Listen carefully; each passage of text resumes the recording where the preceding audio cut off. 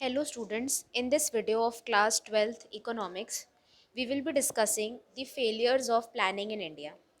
जो हमने economic planning करी थी उसमें फेलियर्स क्या क्या थे। ठीक है, हमने अपनी प्रीवियस वीडियो में success of planning in India देखे थे कि क्या क्या पॉजिटिव इम्पैक्ट था इकोनॉमिक प्लानिंग का इंडिया पर। ओवरऑल बहुत बड़ा इम्पॉर्टेंट रोल था जो भी हमारी प्लानिंग थी, इकोनॉमिक प्लानिंग थी इंडिया की जो इकोनॉमिक कंडीशन थी वो बहुत इम्प्रूव हुई। हर सेक्टर में, हेल्थ सेक्टर हो, एजुकेशन हो, लोगों का स्टैंडर्ड ऑफ लिविंग हो, इंफ्रास्ट्रक्चर हो, एग्रीकल्चर हो, हर सेक्टर में इम्प्रूवमेंट आया। लेकिन कुछ फेलियर्स भी थे या कुछ ड्रॉबैक्स थे जो हमने फेस करे इस इकोनॉमिक प्लानिंग के। तो आज इस वीडियो में हम वो डिस्कस करेंगे। तो पहला पॉइंट है एब्जेक्ट पॉवर्टी। प्लानिंग की जो मेन थीम थी वो क्या थी? एलिवेट करना पॉवर्टी को ख़त्म करना। ठीक है, पर अभी की सिचुएशन में इंडिया में 21.9% ऑफ पॉपुलेशन अभी भी पॉवर्टी लाइन में जी रहे हैं। इन पीपल के पास अपनी ज़रूरत की चीज़ें भी नहीं हैं, जैसे फूड, शेल्टर और क्लोथिंग। ठीक है, और 50% जो लोग हैं वो एब्सोल्युटली पुअर हैं। ऐसे लोग भी इंडिया में जी रहे हैं। मतलब हमारी इकोनॉमिक प्लानिंग में एक इम्पॉर्टेंट हमारा गोल था कि हम पॉवर्टी को एलिवेट करें, पॉवर्टी को ख़त्म करें, लेकिन अभी तक हम पॉवर्टी को ख़त्म नहीं कर पाए हैं। नेक्स्ट पॉइंट है high rate of inflation. Inflation मतलब महंगाई। ठीक है, चीज़ों की प्राइजेस ज़्यादा हो जाना। ठीक है, जो नेसेसरी चीज़ें उनकी प्राइजेस भी क्या हो जाना, ज़्यादा हो जाना। By and large we have failed to tackle inflationary spiral in the country. ठीक है, एक साइकिल क्रिएट हो गया है हमारी कंट्री में इन्फ्लेशन का, महंगाई का। ठीक है, because of high rate of inflation during 5 year plans real income of people have tended to erode. मतलब इन्फ्लेशन, महंगाई इतनी ज़्यादा है कि लोगों की रियल इनकम जो है वो बहुत कम होती जा रही है।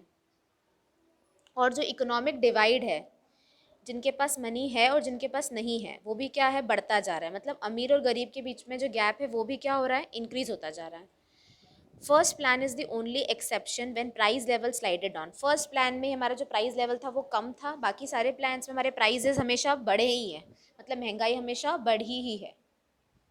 नेक्स्ट है अनएम्प्लॉयमेंट क्राइसिस। ठीक है, ज़्यादा से ज़्यादा अपॉर्चुनिटीज़ क्रिएट हुई है एम्प्लॉयमेंट की। ठीक है, और जो हमारा अनएम्प्लॉयमेंट है उसे हमने बहुत चैलेंज भी करा है। Okay, while more and more opportunities of employment have been generated, challenge of unemployment has not subsidized। हमने बहुत कोशिश करी है कि एम्प्लॉयमेंट को हम और क्रिएट करें, ठीक है, और अनएम्प्लॉयमेंट को कम करें, लेकिन फिर भी अनएम्प्लॉयमेंट अभी तक ख़त्म नहीं हो पाया है। ठीक है, अभी भी हमारी जो गवर्नमेंट है वो कोशिश कर रही है एम्प्लॉयमेंट अपॉर्चुनिटीज़ क्रिएट करने की, लेकिन फिर भी अनएम्प्लॉयमेंट बहुत ज़्यादा है। फर्स्ट प्लान के एंड में 53 लाख पर्सनस क्या थे, अनएम्प्लॉयड थे। ठीक है, अब ये नंबर 4 करोड़ हो गया है। कब? At the end of 11th plan. Okay, और मार्च 2016 में जो अनएम्प्लॉयमेंट जो रजिस्टर किया गया है वो कितना है, 4.35 करोड़। तो इसके कारण क्या हो रहा है, एक सोशल अनरेस्ट क्रिएट हो रहा है। ठीक है, और ये हमारी इंडिया की ग्रोथ को क्या कर रहा है, बहुत रोक रहा है। तो बहुत ज़्यादा क्या है, अनएम्प्लॉयमेंट है, और अनएम्प्लॉयमेंट की प्रॉब्लम को अभी भी इंडियन गवर्नमेंट फेस नहीं कर पाई, और इसका सोल्यूशन नहीं है गवर्नमेंट के पास। अभी भी आपको पता होगा अनएम्प्लॉयमेंट बहुत ज़्यादा है। लोग जैसा जॉब करना चाहते हैं उनको वैसा जॉब नहीं मिल पाता है। ओके, तो एम्प्लॉयमेंट अपॉर्चुनिटीज़ क्रिएट करना बहुत ज़रूरी है हमारे नेशन में। नेक्स्ट फोर्थ है इनएडिक्वेट इंफ्रास्ट्रक्चर। तो डेवलपमेंट ऑफ इंफ्रास्ट्रक्चर तो हुआ, जैसे power, roads, dams, bridges, schools, colleges, hospitals, ये सब, इस इन सब का डेवलपमेंट हुआ, लेकिन ये सब क्या था, अपर्याप्त था। ठीक है, मतलब इनएडिक्वेट है, सफिशिएंट नहीं है हमारी कंट्री के लिए। भले ही हमने 67 ईयर्स ऑफ प्लानिंग कर लिया है, फिर भी हमें ये पूरा सफिशिएंटली हमने डेवलपमेंट नहीं कर पाए अब इंफ्रास्ट्रक्चर का। ठीक है, जो हमारी एक्चुअल ग्रोथ हुई है वो कम हुई है एज़ कम्पेयर टू जो हमने टारगेट रखा है उसके कंपैरिजन में।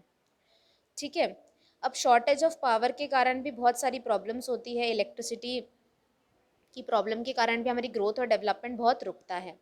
तो प्रॉपर डेवलपमेंट हम इंफ्रास्ट्रक्चर का भी नहीं कर पाए हैं। नेक्स्ट क्या है, skewed distribution. Skewed distribution, economic और सोशल इक्वालिटी जो है उसे भी माना गया था कि ये प्रिंसिपल ऑब्जेक्टिव है प्लानिंग का, मतलब समानता, इक्वालिटी रहे, इकोनॉमिक और सोशल इक्वालिटी रहे। Ironically this has been the principal failure of planning in India. ठीक है, ये भी एक फेलियर है इंडिया की प्लानिंग का, क्योंकि बढ़ा है इकोनॉमिक और सोशल इनइक्वालिटी, बढ़ी है। अमीर और गरीब के बीच में जो गैप है वो क्या है, बढ़ा है, इनइक्वालिटी बढ़ी है। ठीक है, गवर्नमेंट ने क्या ऑफ़र कर दिया, रिजर्वेशन ऑफ़र कर दिया जॉब्स में, तो उसके कारण भी क्या हो गया, इकोनॉमिकली और सोशली वीकर सेक्शंस क्रिएट हो गए सोसाइटी में। Okay, economic and social equality was considered as the principal goal of planning. Ironically, this has been the principal failure of planning in India. Widening economic and social inequality has compelled the government to offer reservation in jobs to economically and socially weaker sections of the society.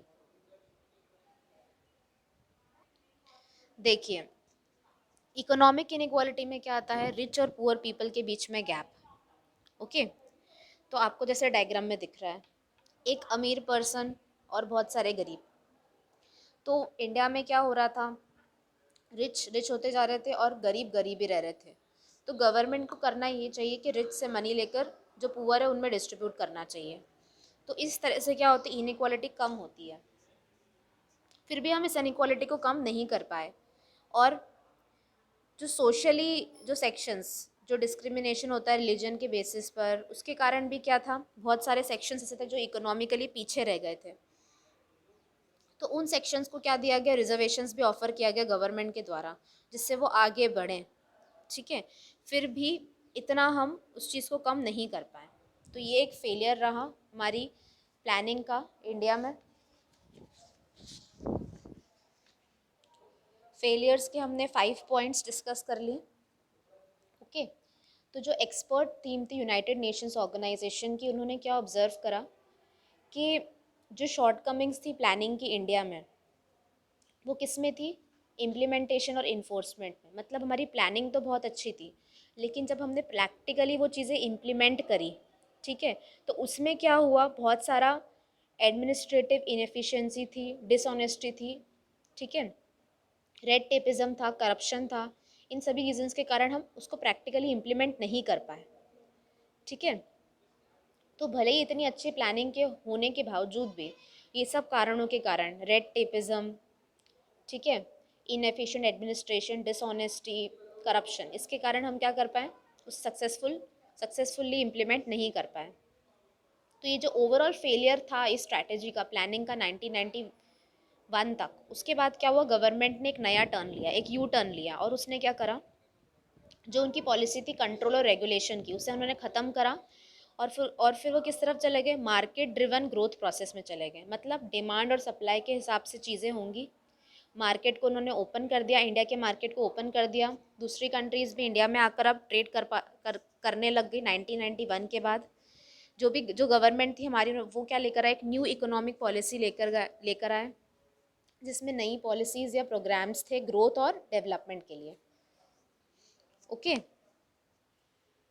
तो ये थे हमारे failures किसके, economic planning के। I hope that through this video you understood the failures of planning in India. Thank you.